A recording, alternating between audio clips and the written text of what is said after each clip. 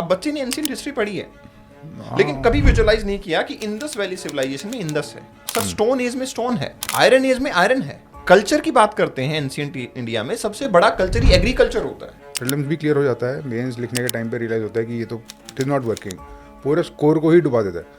Sir देखिए, optional subject की अहमियत की अगर मैं बात करूँ तो यूपीएससी हमारी लाइफ में 2 ही डिसीजन लेने की पावर हमें देता है, either you have to give the attempt और नॉट। जीएस 1 2 3 में वेरिएशन डिफिकल्ट है, कैसे डिसाइड करा जाए ऑप्शनल सब्जेक्ट, सबसे इंपॉर्टेंट फैक्टर्स क्या है? फिलोसफी पढ़ने के बाद उसको जीएस पूरा प्रिपेयर करना पड़ रहा है, एफर्ट डालने पड़ रहे हैं, बिकॉज ज्योग्राफी इटसेल्फ एक एनवायरनमेंट वाला ही पार्ट है कि how geographical things are determining ancient history. कि ज्योग्राफी का एप्टीट्यूड और ज्योग्राफी का इंटरेस्ट ये एग्जैक्टली क्या है, इसको डिफाइन करने की कोशिश करते हैं।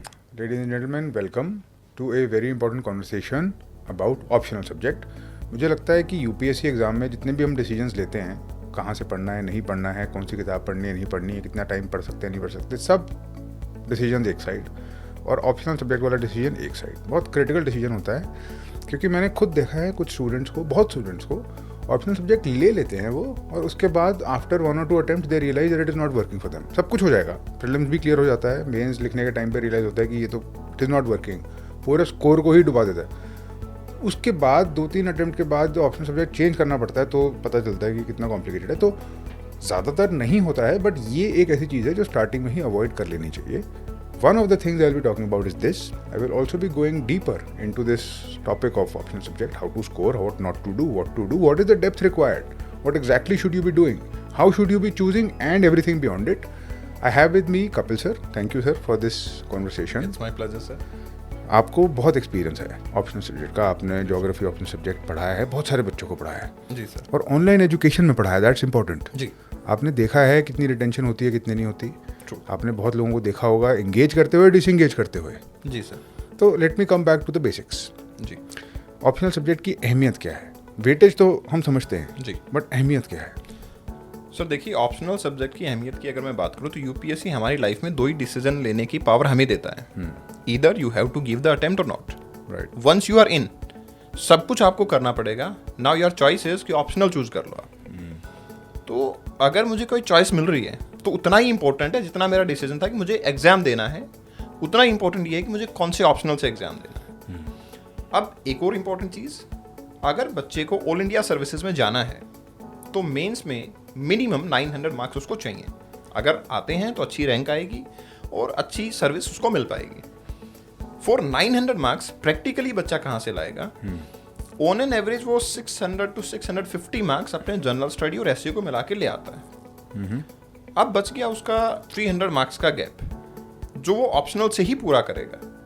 और यूपीएससी एग्जाम के अंदर 500 मार्क्स का जो पेपर हो रहा है उसमें से 300 लाना इज नॉट दैट इजी। इसलिए ऑप्शनल का सही चुनाव करना उतना ही जरूरी है जितना कि हमने अटेम्प्ट देने का डिसीजन लेना था वो। तो एक चीज़ अगर क्लैरिफाई करी जाए और ऑडियंस के लिए समझाई जाए, जीएस 1 2 3 में, जीएस 1 2 3 तो चलो जब तक आप मेंस लिखते हो तब तक आपकी ठीक ठाक हो चुकी होती है, बिकॉज जीएस आप पढ़ चुके होते हो। प्रॉब्लम आती है जीएस 1 2 3 में, और ये पैटर्न मैं तब से देख रहा हूँ पिछले 10-15 सालों से। जीएस 1 2 3 में वेरिएशन डिफिकल्ट है, it will be very hard to score very high relative to the competition। 100-110 इतना सा स्कोर मतलब जीएस 1 2 3 में रहता है। बहुत ही अच्छी जीएस है, 110 120, बट वो भी सर वेरिएबल इस तरीके से होती है, जैसे बच्चा ऑप्शनल ज्योग्राफी है जैसे, तो जीएस 1 में अच्छा स्कोर कर लेता है, बट स्टिल फिर जीएस 2 में आके ज्योग्राफी का कोई रोल नहीं रहा, तो उसमें वही एवरेज स्कोर। तो जीएस में तो एवरेज स्कोर ही रहता है बच्चे का, और क्योंकि उसको अदर वे में काम भी करना होता, तो ये नहीं है कि जीएस पे इतना ज्यादा फोकस कर लिया जाए, फिर भी 1 या 2 पेपर में बढ़ जाएगा, लेकिन एवरेज यही रहता है। राइट। तो now let us come to the core question. हर किसी को क्वेश्चन है, कैसे डिसाइड करा जाए ऑप्शनल सब्जेक्ट? सबसे इंपॉर्टेंट फैक्टर्स क्या है? सर वैसे तो आइडियली बोला जाए तो देयर आर 4-5 फैक्टर्स जिनको ओवरऑल मिला के मैं बोलूँगा कि हम ऑप्शनल को डिसाइड कर सकते हैं। लेकिन उन सब में से फर्स्ट अमंग इक्वल्स अगर मैं बोलूँ तो वो सबसे पहला है बच्चे का इंटरेस्ट।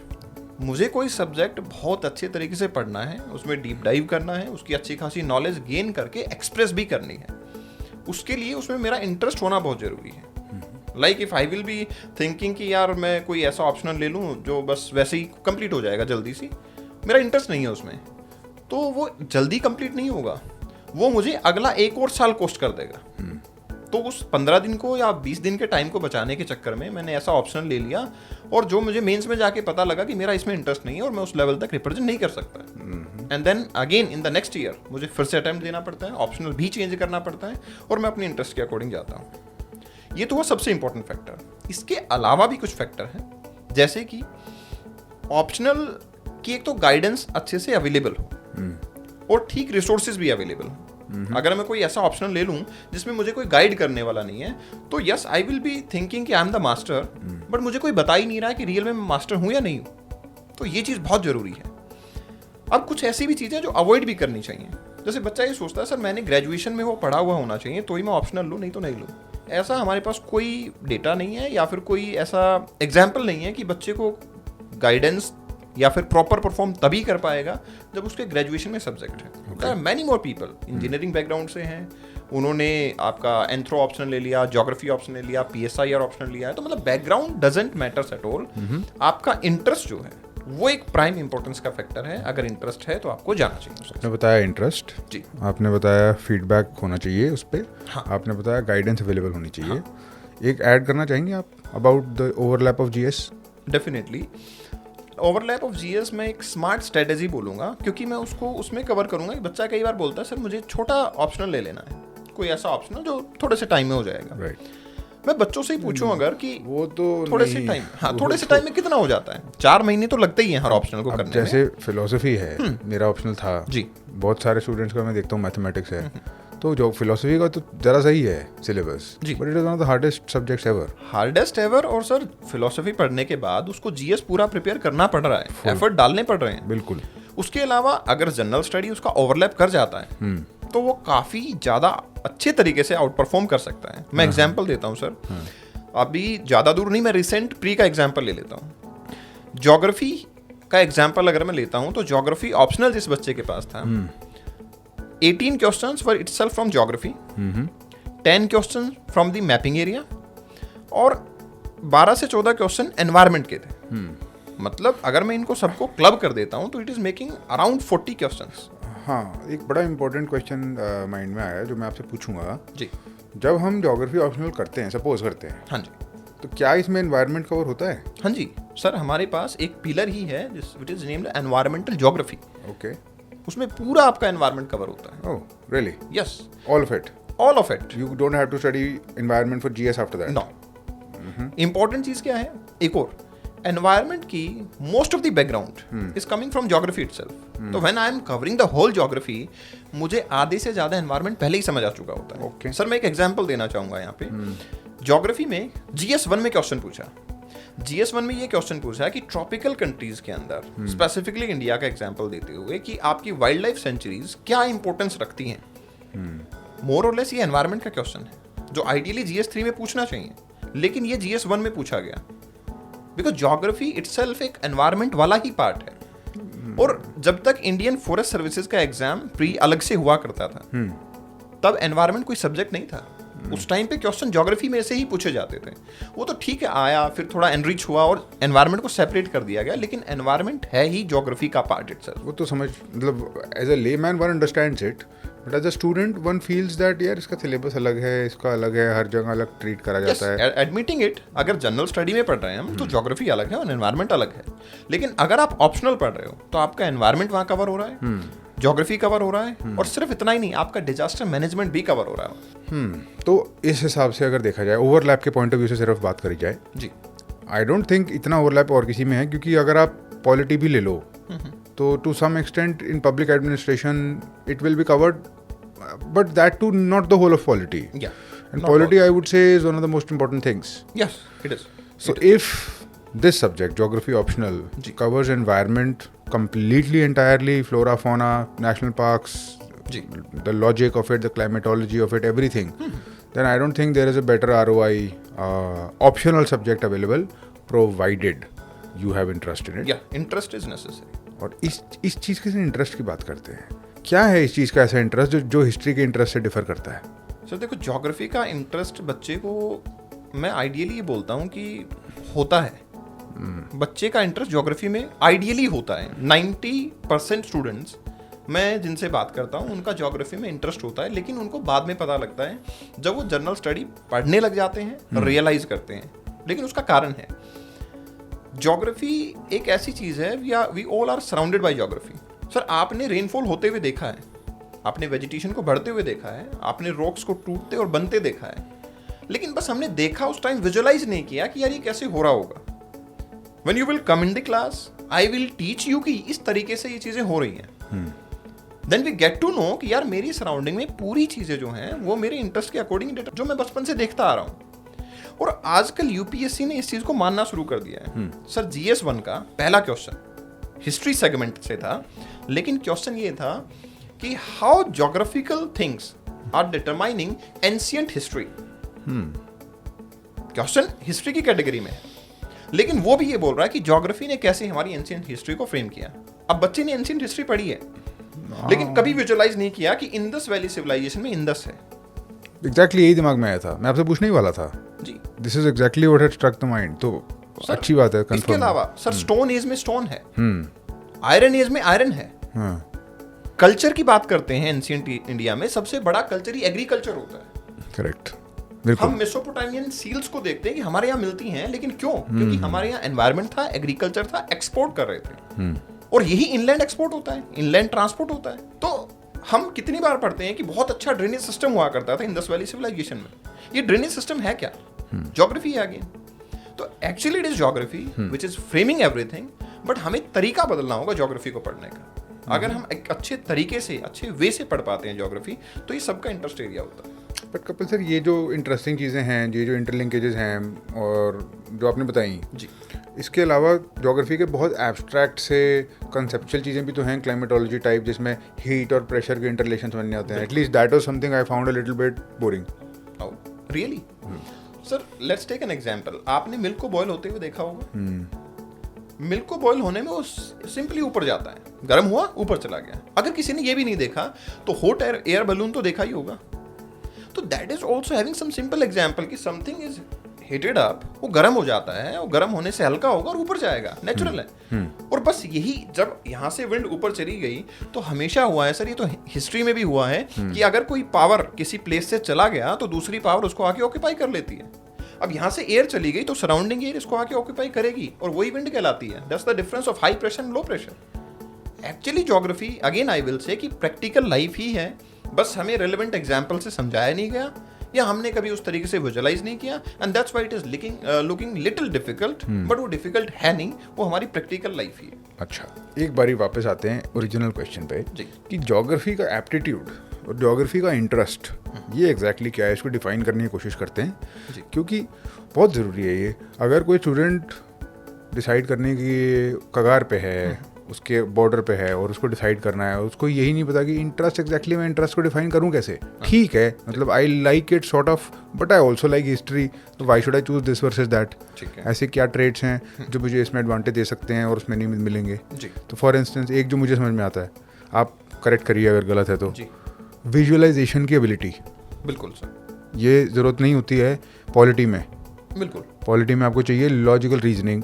आप फ्रेमवर्क से समझ लेते हो कि भाई अगर डिवीजन ऑफ पावर है और लीगल स्ट्रक्चर है तो ऐसे ऐसे होगा, कुछ ना कुछ तो रूल होगा ही इसका, और फिर आप पाते हो कि वो रूल है जी। तो लॉजिक समझ में आ जाता है आपको। भी पार्लियामेंट्री डेमोक्रेसी है, ऑब्वियसली कोई पार्टिसिपेट कर रहा होगा उसमें, डेमोक्रेसी को क्रिएट करने में, प्रेसिडेंट के इलेक्शन में कौन कौन होगा, तो you can sort of guess, वो लॉजिकल चलता। ये visualisation is not required, but there is no other subject जिसमें विजुअलाइजेशन इतनी इंपॉर्टेंट है जितनी ज्योग्राफी में है। ज्योग्राफी में विजुअलाइजेशन है सर, लेकिन उसको भी हमें विजुअलाइज करना पड़ता है। मतलब मैं बोलूँगा even it is on the positive side. ये इजी है विजुअलाइज करना। It is very difficult to determine और टू कीप इन माइंड कि जैसे प्रेसिडेंट की मिनिमम एज डिफाइन है, क्या प्राइम मिनिस्टर की भी है? This is a very technical term जो आ जाती है, और फिर मुझे लगता है कि यार शायद प्रेसिडेंट की है तो इलॉजिकल तो नहीं लग रहा कि प्राइम मिनिस्टर की भी होगी शायद। करेक्ट। और बच्चा वहाँ पे थोड़ा सा कर देता है, ओवरलैप हो जाती है चीज़ें, और वो एग्जाम में बैठ के प्रेशर में आता है। इसलिए क्या होता है, मैक्सिमम रिवीजन करो, और उस रिवीजन के अंदर भी आपको एग्जाम का प्रेशर भी हैंडल करना चाहिए, और सारी चीज़ें होंगी तो आप ठीक कर पाओगे। लेकिन अगर कॉन्सेप्चुअल क्लैरिटी है किसी चीज़ में, मुझे पता है कि under the force of gravity river mountain से बे ऑफ बंगाल की तरफ ही जाएगी, कुछ भी कर लो कोई भी रिवर ऐसे ही जाएगी। इट्स अ नेचर रूल कि ठीक है यार, ग्रेविटी के अकॉर्डिंग जाना है, कोई भी चीज गर्म है हल्की है ऊपर ही जाएगी। एक बार सेट हो गया, आप रिवाइज करो या ना करो कोई मतलब नहीं है उस चीज का। तो विजुअलाइजेशन तो एक हद तक relevant, visualisation you are saying is easier, which I agree, क्योंकि it is geography, helpful for the student. हाँ, और ज्योग्राफी की विजुअलाइजेशन मतलब वेरी इजीली रेडिली अवेलेबल भी है। हाँ, इजीली अवेलेबल है। और sir geography again I will say कि सारी चीजें हमारी सराउंडिंग में हो रही हैं। हाँ, कोई फिजिक्स है जिसमें पढ़ता हूँ इलेक्ट्रॉन, बिल्कुल ही पता नहीं, एब्स्ट्रैक्ट, देखा ही नहीं है कभी कि इलेक्ट्रॉन क्या होता है, कैसा होता है। मैंने देखा है रेनफॉल को होते हुए, मुझे पता है कि ग्रेविटी से रेनफॉल नीचे आता है, रिवर ऐसे जाती है, मुझे पता है रिवर का, तो मुझे समझ आता है उसका। तो एक तो रिक्वायरमेंट हो गई विजुअलाइजेशन की, जो कि चलो ठीक है, अगर अच्छा टीचर है तो वो सॉर्ट हो जाएगा। The other thing I think has to do with your ability to draw and your हाथ का स्किल, क्योंकि इसमें मैप्स बहुत बनाने पड़ते हैं ऑप्शनल सब्जेक्ट में। ये बिल्कुल अलग चीज़ है, क्योंकि और किसी सब्जेक्ट में इतने डायग्रामेटिक रिक्वायरमेंट्स नहीं होते। जी सर, वैसे मैं यहाँ पे कन्फ्रंट करूँगा और I am not agree with this actually. उसका रीज़न है कि मैं कोई भी पेपर लेता हूँ जीएस का, तो मुझे देखने को मिलता है, लेट्स से हिस्ट्री है या पॉलिटी है, तो मैं ये देखता हूँ कि मेरे पास दो टाइप के क्वेश्चन आते हैं, one is 10 marker, another is 15 marker. और मैं जब बच्चों से बात करता हूँ तो मुझे बच्चों से ये पता लगा कि they are very happy to attempt 10 marker question. And what is the reason? क्योंकि सर उसमें 150 वर्ड ही लिखने होते हैं, थोड़ा सा लिखना है, बात बन जाएगी। अब मुझे ये समझ आया उससे, मैंने उनको प्रैक्टिकली एग्जामिन किया, उनके पेपर मंगवाए, उनको एनालाइज किया, तो मुझे ये पता लगा कि they are feeling happy but they are not getting marks out of it. The reason being क्योंकि 150 मार्क्स वाले पार्ट में जो एग्जामिनर वांट्स टू से कि आप डायग्राम बनाओ और उसके थ्रू चीज़ों को रिप्रेजेंट करो। ओके 150 वर्ड्स का मतलब सिर्फ ये नहीं था उसका कि थोड़ा सा लिखना और काम चल जाएगा। इसलिए बच्चा जीएस में आउट परफॉर्म नहीं कर पाता। अदरवाइज जीएस भी तो एक पेपर है, जैसे ऐसे है, एथिक्स है, जीएस भी तो पेपर ही है, करना तो चाहिए।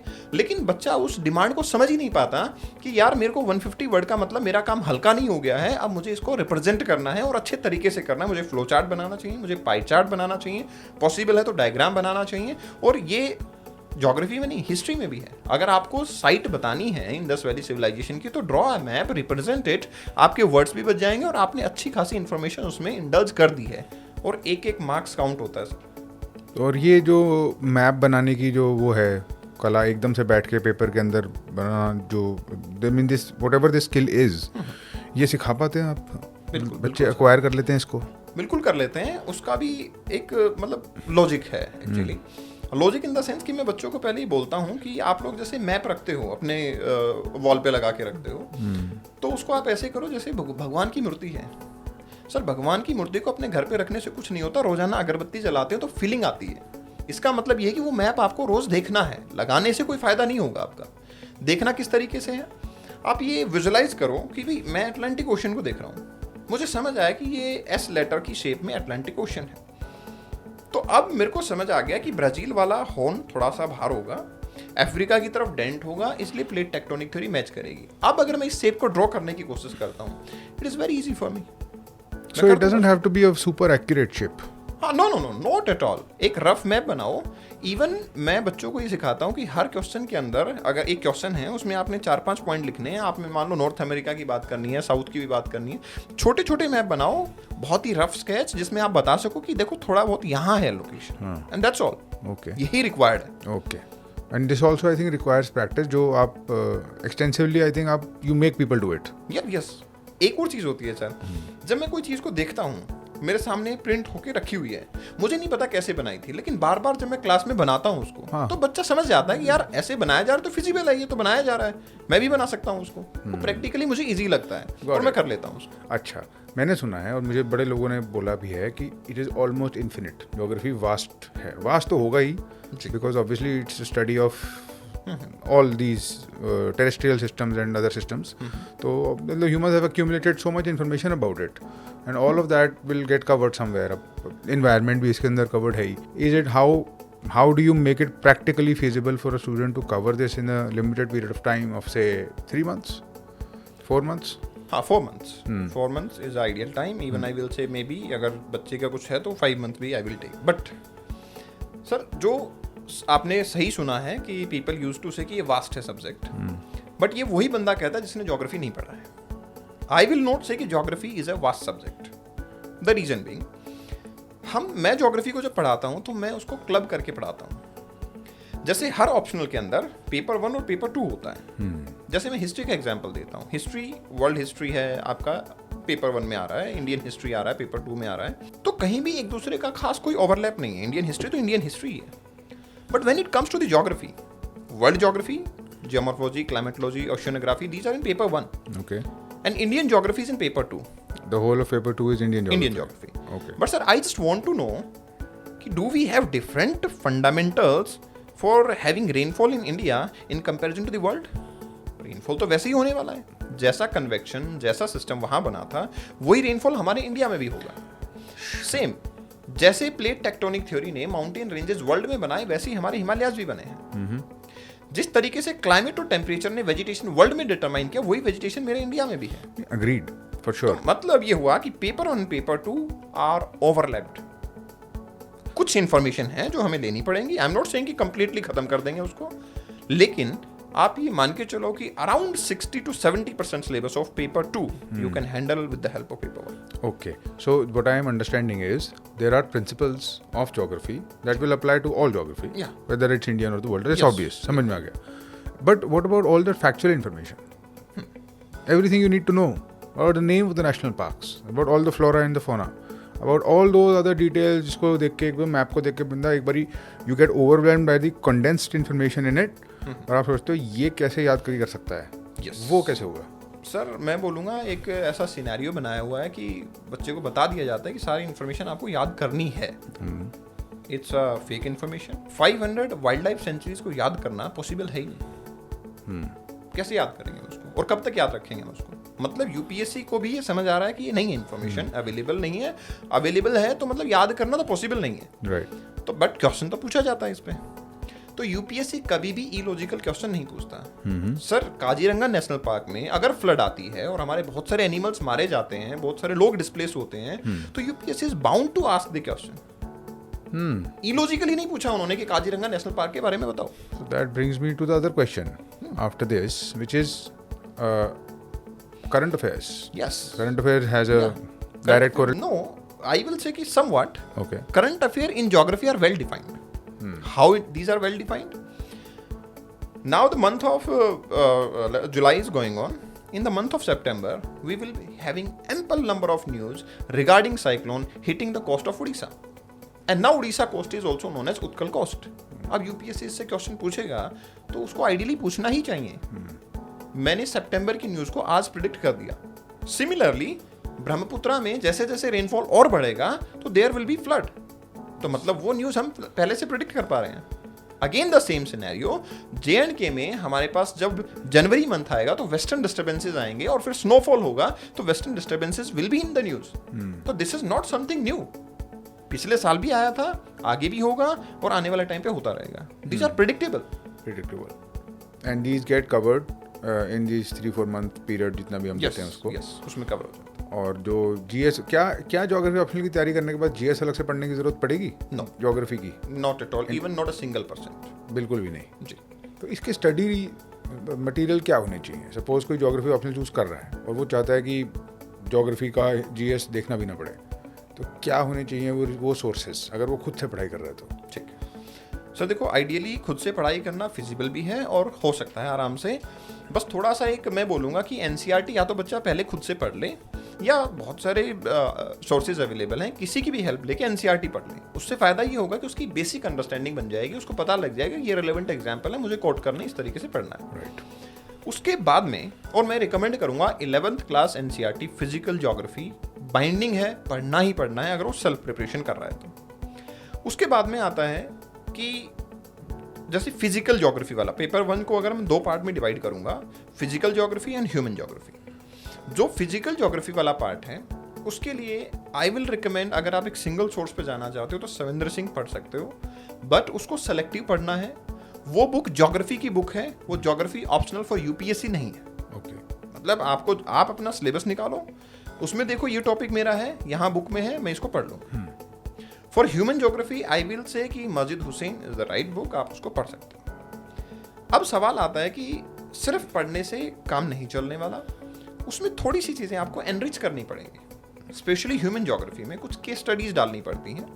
तो जब बच्चा रेगुलर एडिटोरियल पढ़ता है, न्यूज़ पढ़ रहा है कोई करंट अफेयर की, तो बस उसको ये देख ले कि ये मेरे इस टॉपिक के साथ में इंटर रिलेट होती है। फॉर एग्जाम्पल, बच्चे ने माइग्रेशन पढ़ा और उसने ये पढ़ा कि काजीरंगा नेशनल पार्क में फ्लड आई, वहाँ पर लोग रह रहे थे, उनका माइग्रेशन हुआ, तो वो थोड़ा सा अपने केस स्टडीज में डाल लेगा। अगर वो ये तरीका करता है तो शॉर्टेड है, वो अपना पढ़ लेगा। अब आते हैं पेपर 2 पे। पेपर 2 पे बच्चा अगर इंडियन ज्योग्राफी पढ़ना चाहे तो अगेन माजिद हुसैन की ही इंडियन ज्योग्राफी भी है, वो भी पढ़ सकता है, या फिर खुल्लर पढ़े तो वो भी पढ़ सकता है। बट अगेन सेलेक्टिव पढ़नी है, पूरी बुक नहीं पढ़नी है, वो बहुत ही थिक बुक है, वो एक ज्योग्राफर बनने के लिए बहुत सही है, ज्योग्राफी ऑप्शनल की बुक नहीं है अगेन, तो आप सेलेक्टिव वे में उसको पढ़ सकते हैं। ओके, तो आपने बिल्कुल ही डायरेक्ट सोर्सेज बताए जी। क्या कुछ शॉर्टकट नहीं है जिससे नोट्स मिल जाए और हो जाए? बट क्या don't you think that's a good idea? Or maybe it is not, because maybe it is important for a student to go to the root sources, because this is what I have experienced in my experience with optional subjects. जो भी compile करने के बनाने की कोशिश करते हैं लोग, आई डोंट थिंक उस सब्जेक्ट की एसेंस कैप्चर हो पाती है। इन्फॉर्मेशन तो हो जाएगी जी, बट कभी कभार फंडामेंटल सोर्सेज पे जाना ठीक रहता है। क्या ऐसा है? इसीलिए प्रॉब्लम आती है। फॉर एग्जांपल, मैं अपने नोट्स बच्चों को दे दूं, और मैं शेयर भी करता हूं, मैं अपने टेलीग्राम चैनल पे फ्रीक्वेंटली नोट्स शेयर करता हूं। जैसे सॉइल का टॉपिक मैंने कल पढ़ाया था बच्चों को, और मैंने टेलीग्राम पे भी शेयर किया, पब्लिक में है वो। लेकिन वहाँ मैं बोलूँगा कि वो एक आइडियल सोर्स एक्चुअली बच्चे के लिए नहीं हो पाता है। उसका कारण ये होता है कि मैंने बहुत सारी चीज़ें क्लास में बताई और फिर मैंने नोट्स दिए। अब वो बहुत सारी चीज़ें या तो आप एक बार पढ़ लो कहीं ना कहीं से, और फिर आप उसको रीड करोगे तो आपके लिए वो हेल्पफुल होगा, अदरवाइज कुछ ना कुछ इन्फॉर्मेशन आप मिस कर दोगे। और प्रॉब्लम भी क्यों आ रही है ये, आजकल यूपीएससी का जो पैटर्न है वो एक सर 1985, 90 और 2000 में हुआ करता था कि प्लेट टेक्टोनिक थ्योरी डायरेक्टली पूछ लिया। अभी जो क्वेश्चंस आते हैं वो बड़े इंटर रिलेटेड होते हैं, वो एक टॉपिक दूसरे टॉपिक से काफ़ी हद तक ओवरलैप कर रहा होता है। जैसे कि एक क्वेश्चन पूछा गया कि वाटर रिसोर्सेज आज के टाइम पे काफ़ी स्कैरसिटी में हो गए हैं, तो what are the reason for it. हालांकि रिसोर्सेज के टॉपिक से वाटर रिसोर्सेज हैं, but they are asking for the present time. तो मैंने रिसोर्सेज पढ़ लिए बुक से, वाटर रिसोर्स भी पढ़ लिया, मैंने देख लिया फ्रेश वाटर इतना है, सलाइन वाटर इतना है, ये है, बट आज का सिनेरियो आपने कैसे ओवरलैप किया, दैट्स अ बिग क्वेश्चन। तो ये इन्फॉर्मेशन कहाँ से आएगी? आज का जो सिनेरियो है वाटर स्कार्सिटी का, क्या मुझे कोई मैगजीन पढ़ के, योजना पढ़ के आएगी, एडिटोरियल पढ़ के आएगी, कि इन बुक्स से, खुल्लर से और माजिद हुसैन से मिल जाएगी? नहीं, इन बुक्स से नहीं मिलेगी, हमें मैगजीन पढ़नी पड़ेगी इसके लिए। योजना है, कुरुक्षेत्र मैगजीन है, दे आर गुड मैगजीन। इसके अलावा आपका जो इंडिया की स्टेट ऑफ फॉरेस्ट रिपोर्ट है, वो हमें बहुत कुछ बताती है फॉरेस्ट के बारे में, ग्राउंड वाटर के बारे में, ये सब इन्फॉर्मेशन मुझे देखनी पड़ेगी। तो अब यही प्रॉब्लम हो जाती है, इट इज़ समथिंग लाइक कि सर एक प्लेस से दूसरे प्लेस पे जाना है मुझे, और मैं ये बोलता हूँ कि मैं गूगल मैप का यूज़ नहीं करूँगा, मैं तो नुक्कड़ वाले से ही रास्ता पूछ के पहुँचूंगा। तो आइडियली मैं पहुँच जाऊँगा, it's not a big deal, but it will take time and maybe my energy will be exhausted, मैंने ना भी पहुँच पाऊँ, तो वो एक प्रॉब्लम आ जाती है बस।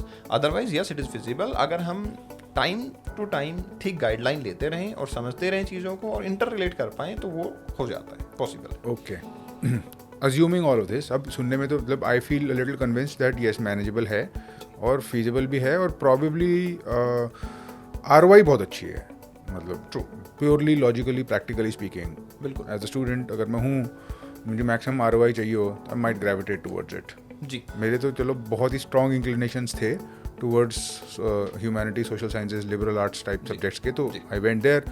But in any other given situation, suppose I don't know, maybe it's an engineer type of a person, somebody with a bent of mind can understand. People used to say कि yes engineering वालों के लिए easy हो जाता है क्योंकि उन्होंने समझा है पहले ही कन्वेक्शन, कंडक्शन और बस। बट ये मैं कहूँगा कि बेसिक ही साइंस है। साइंस क्या, ये बेसिक लाइफ है हमारी, बेसिक उतना ही है। अगर कोई नॉन साइंस बैकग्राउंड से भी है तो उसके लिए भी वो उतना ही ईजी है। कोई खास, मैं किसी को फ्रिक्वेंसी नहीं पढ़ाने वाला वहाँ, although may be engineering background वाला बच्चा समझेगा कि फ्रीक्वेंसी क्या है, बट मुझे रिक्वायर्ड ही नहीं है ज्योग्राफी में फ्रीक्वेंसी, तो मुझे नहीं समझना उसको। राइट। तो एक बहुत इंपॉर्टेंट फैक्टर जो आई थिंक होना भी चाहिए डिस्कशन में, वो है सक्सेस रेट। जी, अब सक्सेस रेट का ये what I have observed is some subjects do very well for some years and then they disappear. The UPSC, I don't know what they do there, but they want to, I don't know, it's speculation whether they are suppressing the subjects or the subjects get organically suppressed, I don't know. एक point पे psychology was the best, anthropology was the best, sociology was the best, but geography is always sort of there जी in the top 3. जी. Why is this? Geography जो है वो evergreen subject इसलिए रहा है अगेन क्योंकि एक सिविल सर्वेंट की लाइफ में ज्योग्राफी का अपना ही सबसे बड़ा रोल होता है. मोस्टली बच्चे ये सोचते हैं कि हम डिस्ट्रिक्ट कलेक्टर बनने वाले हैं और हमें कुछ अंग्रेजों के टाइम पे वो कलेक्टर वर्ड जो आ गया था उसमें कुछ कलेक्शन करना और दैट्स ऑल, यही काम है हमारा. प्रैक्टिकली काम ये भी है कि हमारे पास डिस्ट्रिक्ट डिजास्टर मैनेजमेंट अथॉरिटी है, उनके हेड भी वही रहेंगे. और जैसे जैसे इंडिया के अंदर वास्ट ज्योग्राफिकल एरिया हम देख रहे हैं, वनरेबिलिटी बढ़ रही है, डिजास्टर उतनी ज़्यादा आ भी रही है and that person is liable to manage those all disaster. अब यूपीएससी ऐसे कोई सब्जेक्ट को डाउनग्रेड कर दे जो प्रैक्टिकली उनकी लाइफ में, सिविल सर्वेंट की लाइफ में रिक्वायर्ड है. ये तो कुछ वैसा होगा जैसे सिविल सर्वेंट्स को एथिक्स की इंपॉर्टेंस कम कर दी जाए. तो एथिकल तो जॉब रिक्वायर्ड थी ये, the same level geography is required. हमारे इंडिया के अंदर डायरेक्टली 60% लोग एग्रीकल्चर के थ्रू एम्प्लॉयड हैं और agriculture is dependent on geography. बच्चा उन 60 लोग सिविल सर्वेंट बनेंगे, उन 60% लोगों को टैकल नहीं करेंगे तो किसको करेंगे? And someone is coming from the background जिसको कुछ पता ही नहीं है कि फार्मर की रिक्वायरमेंट क्या है, उनकी प्रॉब्लम्स क्या है, उनको कैसे रिजॉल्व करना है. तो आई डोंट थिंक सो कि वो कहीं लेवल पे सक्सेस हो पाए. हाँ, so by that logic it's at par with polity because I don't think you can work as a civil servant if you don't understand the polity of the government. Yes. Makes absolutely no sense because it's a legal structure ji. and you're occupying a portion in the executive part of the government, ji. in the executive organ of the government, of which you are a very small part and you're implementing some rules, not all the rules, and you need to know what is what. But here a little difference is there between polity and geography. In polity you are a small part of that whole machinery and I'm agreed कि आपको उस machinery को चलाने के लिए चाहिए you are a small part, लेकिन पूरी नॉलेज होना जरूरी है. But here on the ground level you are the person who is 100% liable to act over here. Right. That's a very important perspective, and I have never heard of the geography optional and the understanding of geography linked directly to administration government. So that's a good thing and very interesting thing to think about. My last question to Kapil sir. Somebody suppose chooses geography optional and there is a 4-month period or so, 3 months जो भी है, what is your ideal roadmap for them? Sir, ideally geography को अगर उन्हें पूरा करना है, let's say 4 month का टाइम होगा, 3 month I am not committing at all, 4 month will be required. उस 4 मंथ के अंदर आई विल से कि बच्चे को सबसे पहले फिजिकल ज्योग्राफी को टारगेट करना चाहिए. ओके, फिजिकल ज्योग्राफी है 5 pillars: geomorphology, climatology, oceanography, environmental, biogeography. इन 5 पिलर को सबसे पहले टारगेट करना चाहिए. लेकिन स्मार्ट स्ट्रेटेजी ये कहेगी कि जब जियोमॉर्फोलॉजी पढ़ रहे हो तो सेकंड पेपर का इंडियन ज्योग्राफी की फिजियोग्राफी भी ओवरलैप कर लो क्योंकि वही जियोमॉर्फोलॉजी यहाँ है. जब क्लाइमेटोलॉजी पढ़ोगे तो यहाँ वाला भी क्लाइमेटोलॉजी पढ़ लो. इस तरीके से जब करोगे तो 5 पिलर इधर पूरे हुए तो 5 इधर भी पूरे हो जाएंगे. तो आपने पेपर 1 का हाफ किया है, लेकिन पेपर 2 हाफ होने के बाद आपका एक पेपर पूरा हो गया. Now you should move towards the human geography part. अच्छा, so but how many weeks or months should be invested in this pillar? Geomorphology के एक्चुअली इसको भी मैं फर्दर फ्रेगमेंट कर देता हूँ. Ideally 1.5 month will be required to complete the first part of the paper. 6 weeks. उसमें भी geomorphology में ज़्यादा टाइम लगेगा बच्चे को, आई विल से 2 वीक्स. क्लाइमेटोलॉजी, ओशियनोग्राफी मिला के 10 days will be required and then rest part वो आपका तीनों पार्ट एक विद इन 10 days पूरे हो जाएंगे. Okay. तो ये 10 days का डिवीजन उसका रहेगा. अब क्या होगा, क्योंकि वो ओवरलैप करके पढ़ रहा था तो आई विल से 10 more days will be required क्योंकि आप ओवरलैपिंग कर रहे हो. Now you have to move towards human geography. अब ह्यूमन ज्योग्राफी के अंदर अगेन आई विल से कि आपको कम से कम भी नहीं तो 5 weeks वहां भी लगाने पड़ेंगे. 5 weeks लगाने के बाद ह्यूमन ज्योग्राफी में आप जाओगे पेपर 2 पे. ओके. और पेपर 2 के अंदर अब आपको कुछ स्पेशल एरियाज देखने पड़ेंगे जैसे कि कंटेम्प्रेरी इश्यूज, जो कि अलग टॉपिक है, वो पेपर 1 में नहीं था. वो आइडियली आपको 10 से 15 दिन लग जाएंगे करने में. रेस्ट पार्ट ह्यूमन ज्योग्राफी के साथ में ही पूरा हो जाएगा. तो ये आइडियल जर्नी बच्चे की होनी चाहिए जिसको वो पूरा कर सकता है. ठीक है, ये आपने आइडियल जर्नी बताई, बट जब आप ह्यूमन ज्योग्राफी के बारे में बता रहे थे, जी, कंटेम्प्रेरी इश्यूज के बारे में बता रहे थे, I was struck with the thought that चलो इन्वायरमेंट तो हो ही रहा है कवर, जी, but to what extent does economics get overlapped? Sir बहुत ज़्यादा नहीं है, बट हाँ economic geography is a part, is a pillar in human geography वाला पार्ट. कितना है वो मैं बता देता हूँ. जैसे कि रिसोर्सेज वाला complete area is covered. Agriculture का क्या पर्सपेक्टिव एड ऑन हो रहा है हमारे पास, उसका एम्प्लॉयमेंट में लगा दो या जीडीपी में लगाओ, या फिर आप सोसाइटी का पार्ट लगाओ जो फार्मर वाला पर्सपेक्टिव आता है। सोसाइटी कितने होते हैं, किस रेट से आपका इनकम बढ़ रही है नहीं बढ़ रही है, पॉवर्टी कितनी है, ये सब चीज़ें इसके अंदर आती हैं। तो वो वाले पार्ट इकोनॉमिक्स के इसके अंदर कवर हो जाते हैं। हाँ, कुछ बहुत कोर कॉन्सेप्ट हैं इकोनॉमिक्स के, जैसे कि आरबीआई की monetary policy and these all terms, वो सब चीज़ें इसमें कवर नहीं। मैं इसलिए पूछ रहा था क्योंकि आप अगर ज्योग्राफी की एनसीईआरटी देखो और ह्यूमन ज्योग्राफी की देखो और इकोनॉमिक्स की देखो, some of the pages are the same. Sir NCERT क्योंकि फंडामेंटल है, बट इकोनॉमिक्स में कुछ और चीज़ें भी आती हैं जब हम एडवांस बुक पढ़ रहे हैं, तो वो जो कोर पार्ट है आपका उसको छोड़ के बाकी चीज़ें कवर हो रही हैं। हाँ, बट जैसे इंडस्ट्रियल डेवलपमेंट है, मिनरल रिसोर्सेज हैं, जीडीपी डेवलपमेंट है, एग्रीकल्चर की ग्रोथ है, ये सब कवर हो रहा है। बट अगर मैं कोर पार्ट बात कर लूँगा तो फिर वो खत्म हो जाएगा। Okay, but safe to say that at least to some extent economics का जीएस का ओवरलैप भी है। हाँ भी है, मैं कहूँगा बी में भी 35% सिलेबस कवर हो जाएगा। 35% तो बहुत हो गया। हाँ काफ़ी है, बट हो जाएगा। और एनवायरनमेंट का 100% तो वैसे भी हो ही जाता है। Okay, that make sense and बहुत सारी अच्छी इन्फॉर्मेशन दी आपने ज्योग्राफी ऑप्शनल के बारे में भी, और वैसे भी how to approach this exam, इसके ओवरलैप्स, आपने रोड मैप दिया, आपने एक बुक लिस्ट दी, आपने ज्योग्राफी ऑप्शनल का पर्सपेक्टिव दिया, और आपने ये भी बताया कि जितनी आंसर राइटिंग की डिमांड सोशल साइंस के सब्जेक्ट्स में होती है, आई थिंक रिलेटिवली इसमें कम होगी, बिकॉज दैट कंटेंट इज सच।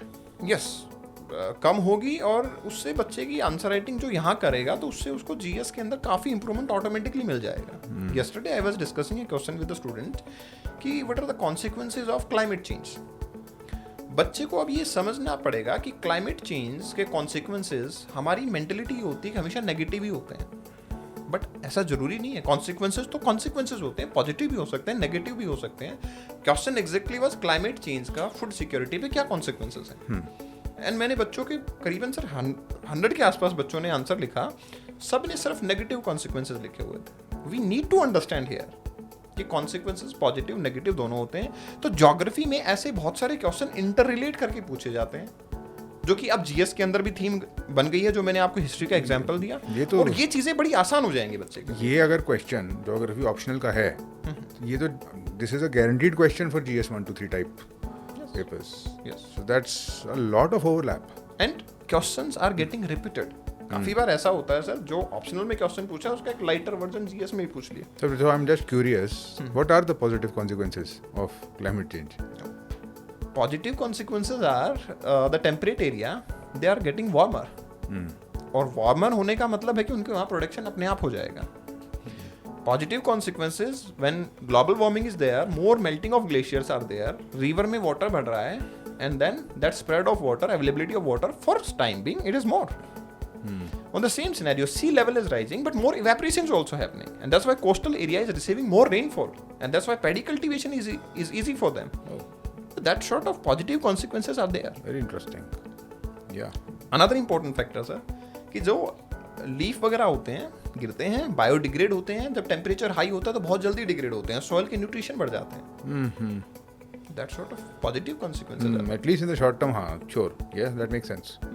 तो आइडियली होता ये यूपीएससी के अंदर में बंदा बैठ के जब क्वेश्चन बना रहा होता है तो वो अलॉट भी करता है इस तरीके से. 10 मार्क का क्वेश्चन है अगर मेरे पास, मैंने कॉन्सिक्वेंसेस पूछे हैं, बच्चे ने सिर्फ पॉजिटिव कवर किया या नेगेटिव कवर किया, तो उसने हाफ पार्ट को ही एड्रेस किया. नहीं, आपकी बात ठीक है, बिकॉज मुझे भी नहीं पता था ये पॉजिटिव कॉन्सिक्वेंसेज होते हैं, और बिल्कुल भी कोई अज्यूम ही नहीं करता है कि इसका ज़रा सा भी कुछ लिखा जा सकता है. अब इस 100 वर्ड में से मुझे लगता है 80 वर्ड आप लिखो नेगेटिव, बट अगर ये 20 वर्ड होंगे तो 2 नंबर ज़्यादा ही मिलेंगे. बिल्कुल सर, बिल्कुल आपने एक डिफरेंट पर्सपेक्टिव रखा. और सर फाइनली यही होने वाला है. मैं बच्चे को यही समझाता हूँ, अगर आप ऐसा कुछ डिफरेंस क्रिएट कर पाते हो, 1 मार्क्स भी एक क्वेश्चन में ज़्यादा मिलता है. एक पेपर में 20 क्वेश्चन आ रहे हैं, 20 marks more, 7 paper 140 marks more. It can be in and out into the selection. It can be in and out in IAS or not IAS. It can be the home cadre or not the home cadre. Sure. Yeah, that's very important. Yeah. Thank you Kapil sir for the very interesting conversation. और हमेशा आपसे बात करके कुछ ना कुछ तो सीखने को मिलता ही है, और मुझे ज्योग्राफी में जितना भी इंटरेस्ट है आप ही की वजह से है. Oh, it's my pleasure sir. Thank you. Thank you sir.